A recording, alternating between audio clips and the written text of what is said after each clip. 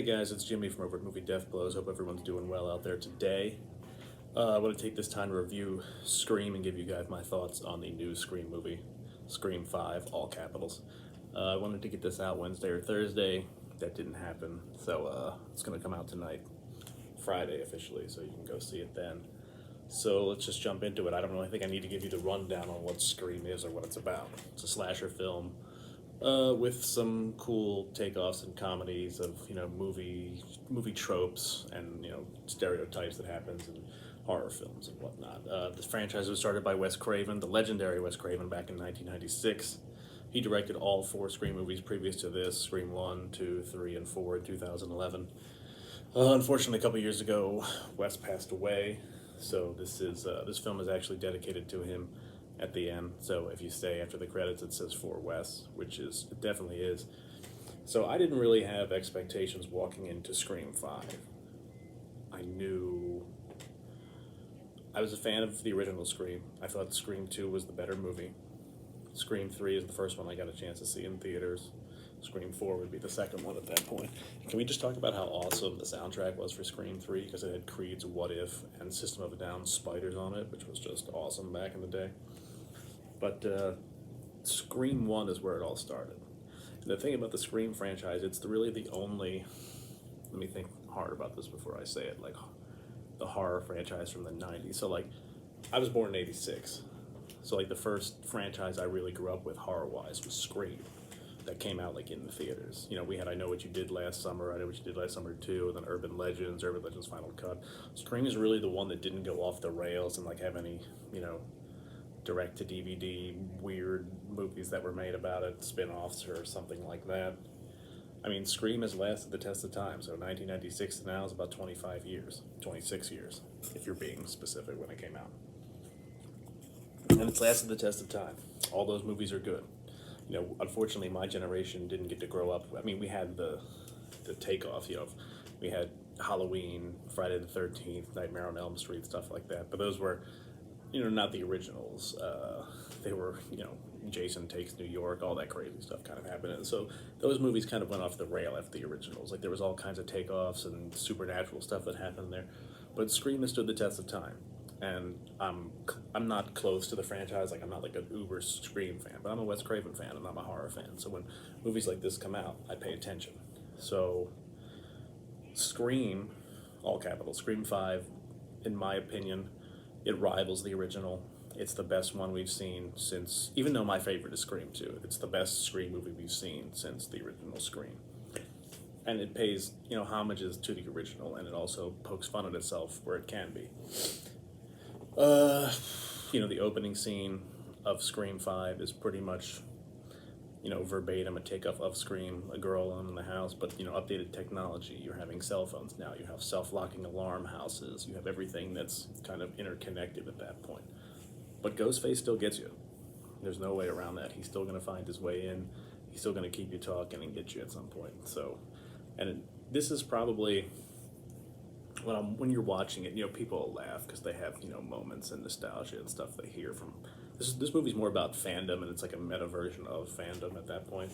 And like, I really think Scream 5 is made this way because of, it really feels like it's calling out the fans that freaked out after Rian Johnson made The Last Jedi.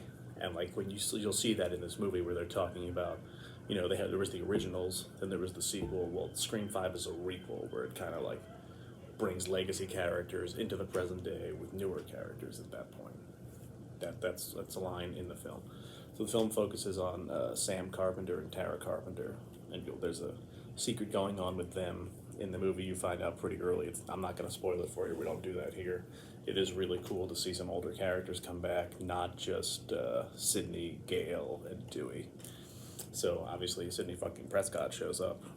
Courtney Cox is Gale Weathers, and David Arquette is Dewey Riley. Now, Gale and Sidney didn't, Nev and Courtney didn't really have much to do until the end of the movie. Dewey's kind of there for the beginning and the middle.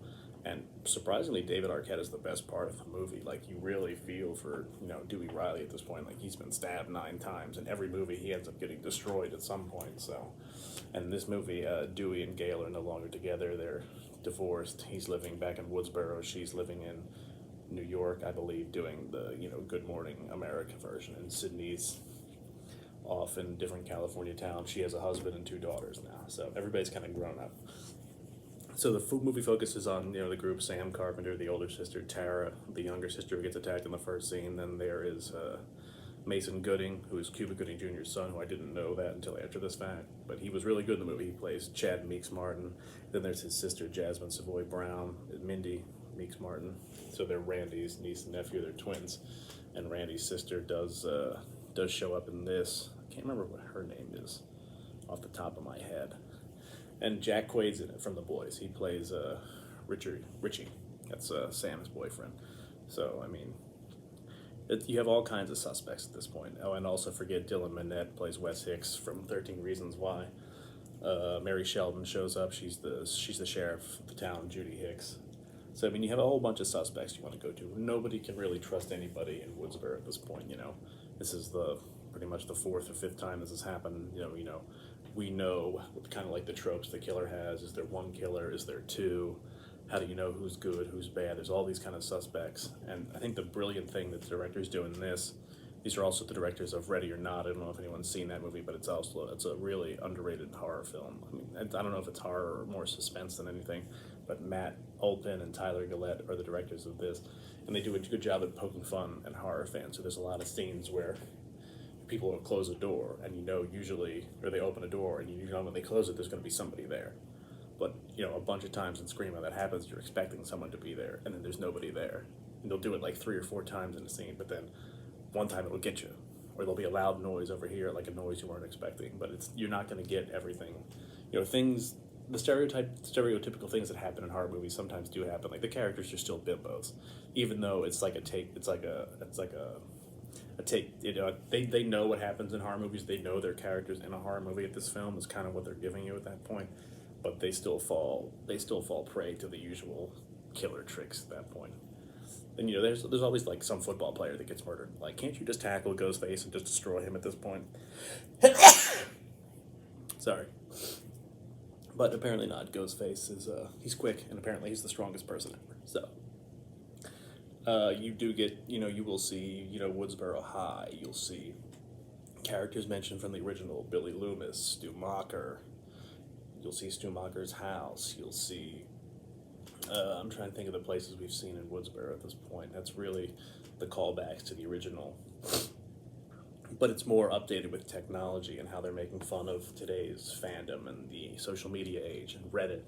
About how, Stab 8 is on Netflix now, and it's like the worst movie of all time. The killer doesn't even use the knife; he's using like a flamethrower, and it's throwing off the fandom. So they're kind of like, they want everything to go back to the way it was. It's really the motivation for the killers in this movie. So I didn't expect Scream 5 to be as good as it was. I thought it was going to be good. I didn't know it was going to be that good. The film was incredible. I loved every minute of it. Was I scared? Not really, but there's parts that do make you jump. And, the Ghostface mask is, for me, I was 10 when the original Scream came out. It's still, jolting to see. Like, it still makes me uneasy, because it could happen. Anybody could be Ghostface. They could be hiding anywhere at this point. And I got to give Roger L. Jackson props, who's done the voice in 5 of these movies. He is awesome.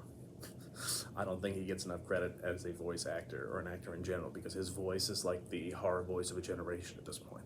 Everybody knows Ghostface's voice. They know when that phone rings, you're going to hear, "Hello, Sydney, remember me?" Something along those lines. And it's scary when you hear that voice. Stuff's about to go down. So I mean, the film does build towards the original. It's a requel of the original at this point, and you will see things that happen there happen here, and classic horror film tropes that don't go to the basement by yourself. Don't say "I'll be right back." Things we saw that Randy said in the original. Don't turn around, he's behind you, turn around. But overall, I give Scream 5 a 5 out of 5. It's great for me. I hope you guys go out and see it, enjoy it. It really brings Scream into the 21st century of the internet age and fandom and Reddits and everything like that. And, if you're a fan of horror, you're going to like this movie. And there will be a Scream 6. I can almost guarantee it, because this movie is getting great reviews. Comes out Friday, today, January 14th. Go see Scream 5. All right, thanks, guys.